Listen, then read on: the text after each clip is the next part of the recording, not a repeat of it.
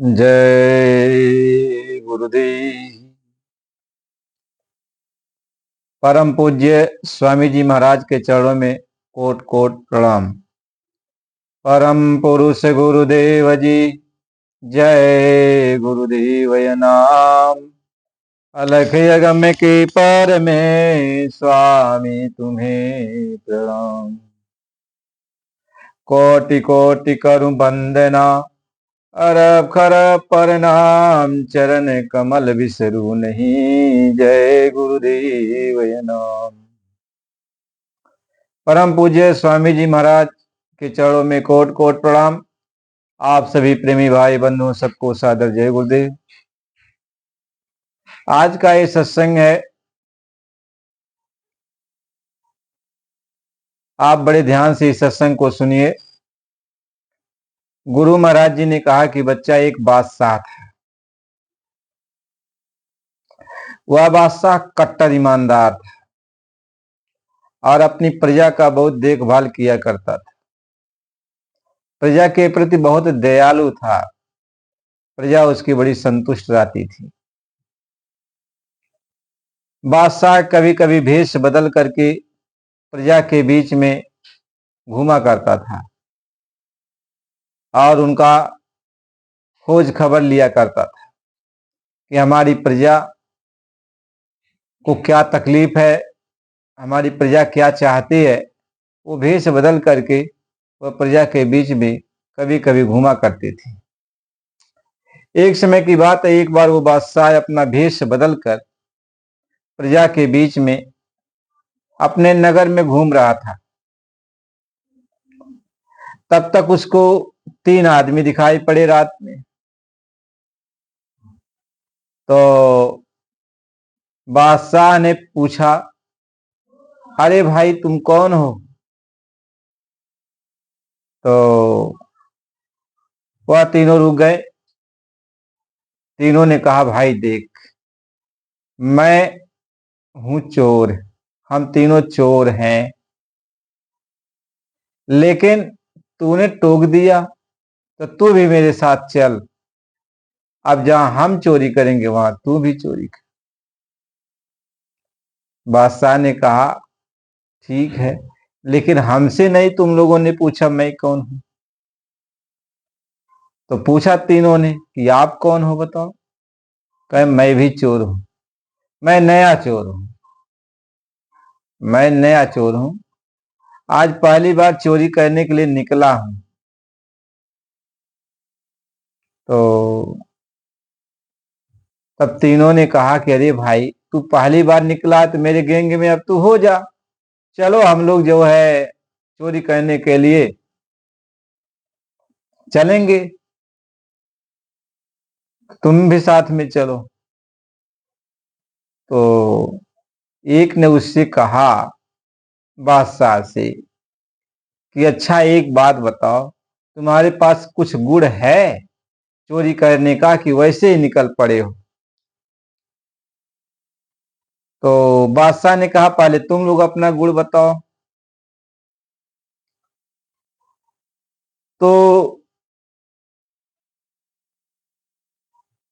तीनों ने अपना बताना शुरू किया। एक ने कहा कि देखो भाई, मेरे अंदर ये गुण है कि हम जब चलते हैं, यदि कुत्ता भौंक देता है तो मैं ये जान जाता हूं कि कुत्ता क्या कहता है। तो दूसरे ने कहा कि भाई, कितना ऊंची इमारत हो, महल हो, यदि वहां चोरी करना हो तो मैं रसरी बहा देता हूं और जाकर वहां रसरी फंस जाती है और उसी के सहारे हम लोग चढ़ जाते हैं। हमारे में एक गुण है। तीसरा कहा कि हमारे में ये गुण है कि कैसो तिजोरी हो, उसका ताला न टूटता हो, हम तोड़ देते हैं। यह मेरे में गुण है। तो तीनों ने अपना अपना गुण तो राजा से बता दिया। तो राजा से पूछा उन तीनों ने कि ये बताओ तुम्हारे में क्या गुण है, कुछ गुण है? कहे, हाँ हमारे में भी गुण है। हमारी दाढ़ी देख रहे हो ना? कहा हाँ। कहा हमारे में ये गुण है, यदि किसी को भी फांसी की सजा यदि हो रही हो और हम वहां यदि पहुंच जाएं और अपनी दाढ़ी ऐसे हिला दें तो उसकी फांसी की सजा टल जाएगी। कहें भाई जब तुम्हारे अंदर इतना बड़ा गुण है तब तुम हमारे साथ चलो और हम लोग अब बराबरी बराबरी से जो भी माल चोरी करेंगे बराबर बराबर बांटेंगे। कहें ठीक है। तो कहें भाई अब चोरी कहाँ किया जाए, कहें चोरी कहाँ किया जाए। आज जब तुम्हारे अंदर इतना बड़ा गुण है कि यदि फांसी की सजा होने वाली हो तो भी तुम्हारी दाढ़ी हिल जाएगी, तो भी सब बच जाएंगे, तो अब चलो राजा के महल में ही चोरी किया जाए। तो जा रहे थे तब तक कुत्ता भौंक दिया। तो जब कुत्ता भौंक दिया तो लोगों ने पूछा अरे भाई कुत्ता तो भौंक दिया, तुम ये कहते थे कि मतलब इसमें जो है कोई भी बात होगी तो कुत्ता बता देगा, तो उसकी बोली भाषा हम जानते हैं। तो राजा ने कहा उन चोरों से कि भाई बताओ अब कुत्ता क्या कह रहा है। तो जो कह रहा था मैं कुत्ते की बोली भाषा जानता हूं, तो उसने कहा कि अरे भाई कुत्ता ये कह रहा कि इसमें एक राजा भी है, इसमें एक राजा भी है। तब और दोनों हंस दिए, कहें अरे ये तुम क्या बक रहे हो, चलो अच्छा आगे बढ़ा जाए। फिर अब चले गए लोग राजमहल में। राजमहल के पीछे से जो है अब ऊंचाई पर, बड़ी ऊंचाई पर तो रहता ही है महल। तो दूसरा जो है रसरी बहाया ऊपर और जाकर ऊपर वो अटक गया। और जब अटक गया तो रसरी के सहारे जो है सब लोग चढ़ गए और चले गए राजमहल के अंदर। राजमहल के अंदर चले गए और चले गए जहां खजाना था, राजकोष। तो वह तिजोरी तो बंद था। जो तीसरा था उसने बस आनन फानन में ही तिजोरी का ताला तोड़ दिया। राजा ये सब देख रहा है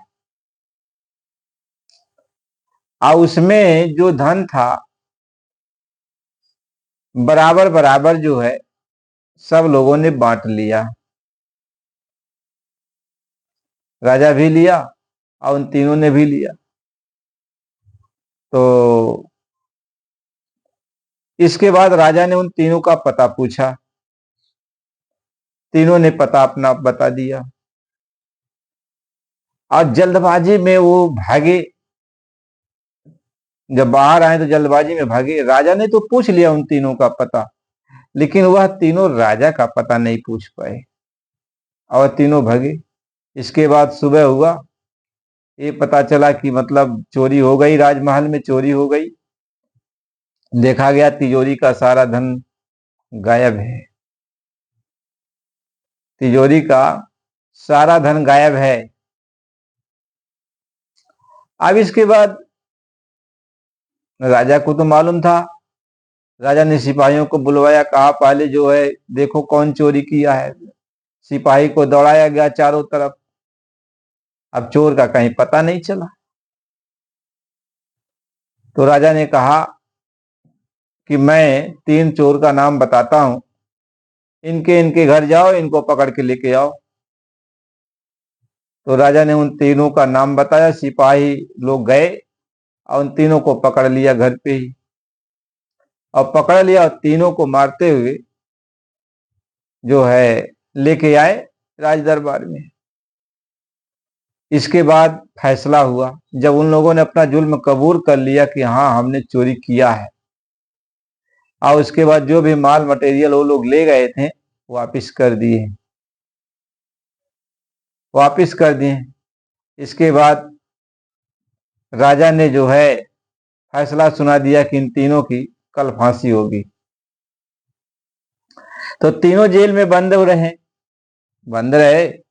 और इसके बाद जो है आपस में विचार करने लगे कि अरे भाई हम लोग तो चोरी में पकड़े गए, लेकिन वो जो चौथा चोर था उसका हम लोगों ने पता भी नहीं पूछा। पता भी नहीं पूछा।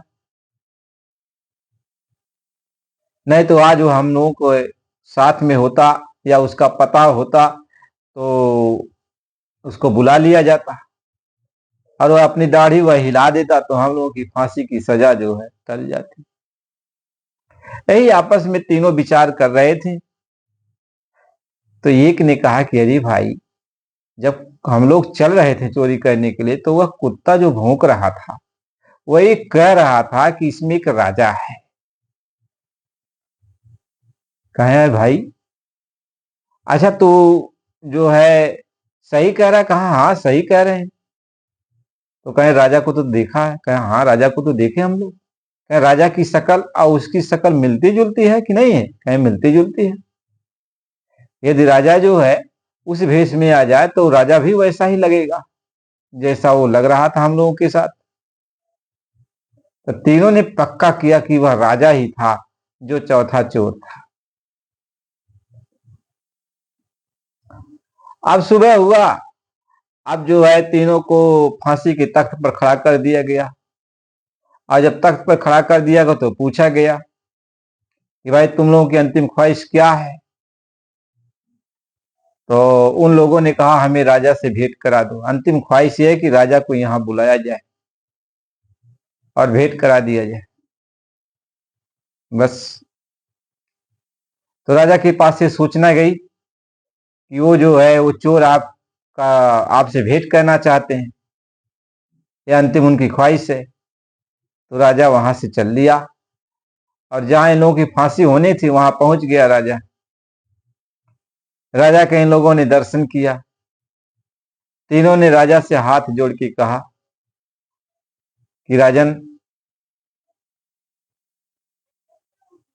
आपने ही वादा किया था कि यदि किसी की फांसी की सजा होने को हो और हम दाढ़ी हिला दें अपना तो फांसी की सजा टल जाएगी।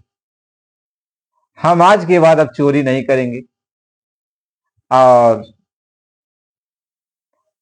मेहनत ईमानदारी से कोई भी काम कर लेंगे, लेकिन आज से चोरी नहीं करेंगे। हमारी जान को बख्श दिया जाए, अपनी दाढ़ी को आप हिला दीजिए। राजा हंस पड़ा, कहा तुम लोगों ने मुझे पहचान लिया, चलो अच्छी बात है। राजा ने हुक्म दे दिया कि अब इनकी फांसी की सजा को टाल दिया जाए। अब उन लोगों की फांसी की सजा टल गई। गुरु महाराज जी यही समझा के कहते हैं कि बच्चा, वो बादशाह भेष बदल कर, जो कुल मालिक था, भेष बदल कर यहाँ पे आया और संतों का रूप बना के आया।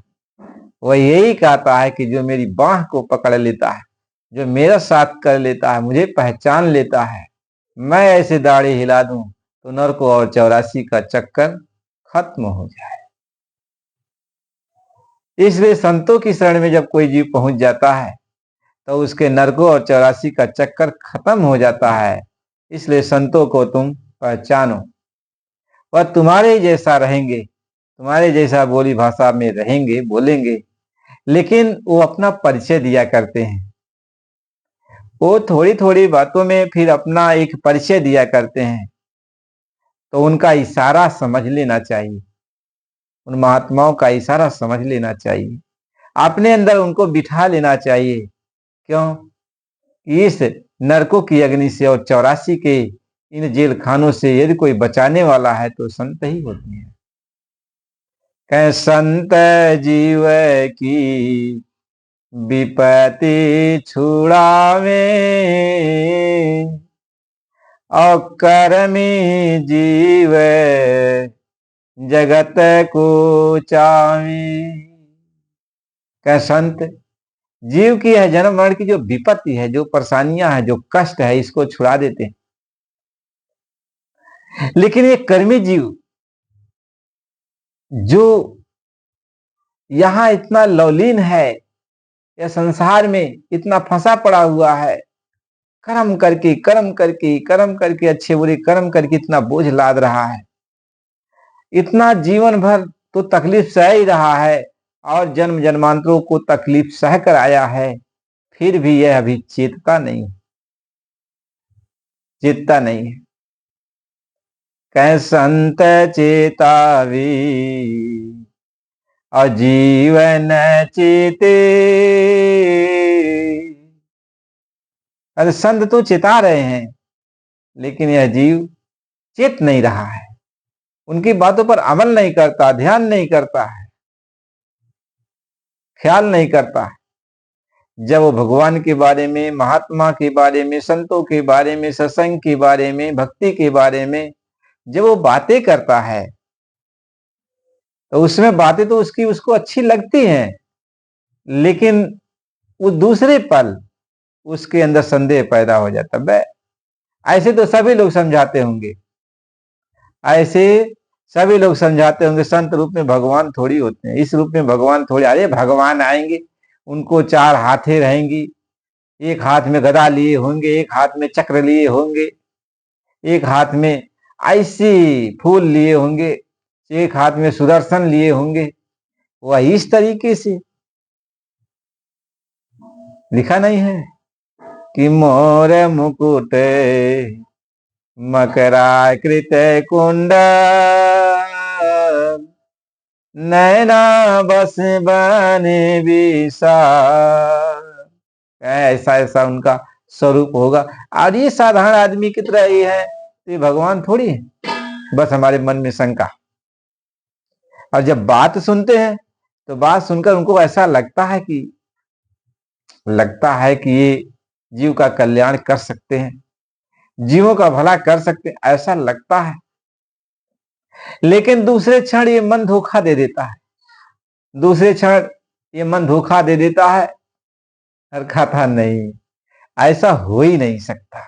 बस हमारे जैसा यह भी एक इंसान है, बस थोड़ा जानकारी हो गई है, बस वह समझाते बुझाते हैं। ऐसा हमारा मन कह के महात्माओं से दूरी बना लेता है, संतों से दूरी बना लेता है। महात्मा इसी बात को समझा के कहते हैं। अब क्या सदगुरु क्या करे, उसका दिया हुआ नाम क्या करे, उसका सत्संग क्या करे, जब जीव उस पर भरोसा ही नहीं करने वाला है। महात्माओं के ऊपर जब जीव भरोसा ही नहीं करता, तो बेचारे क्या करें। संत कितना आपको समझाएं बुझाएं, क्या करें। इसलिए महात्मा गौर से सबको कहते हैं कि गौर से मेरी बात को सुनो, समझो बुझो। कैसाइन बैन समझे नहीं, तासे कुछ ने कहन। यदि इशारे में हम बात जो कह रहे हैं इसको तुम नहीं समझोगे, तो पूरी बात नहीं कही जा सकती। अरे भगवान राम आए तो आपने देखा, जब सीता जी को रावण हर ले गया, तो भगवान तो जानते थे ना कि असली सीता को हमने अग्नि में सुपुर्द कर दिया है, अग्नि में अगली सीता है, और माया की ये सीता बन के बैठी है। माया की सीता को ये जो है रावण हर के लेके गया है, ये तो भगवान जानते थे ना। लेकिन नहीं, लक्ष्मण को भी ये बात मालूम नहीं रही, और भगवान ने अपना इंसान वाला, जैसे इंसान रोता है परिवार के वियोग में तड़पता है, ऐसे भगवान रो रहे थे कि हे खग हे मृग मधुकर श्रेणी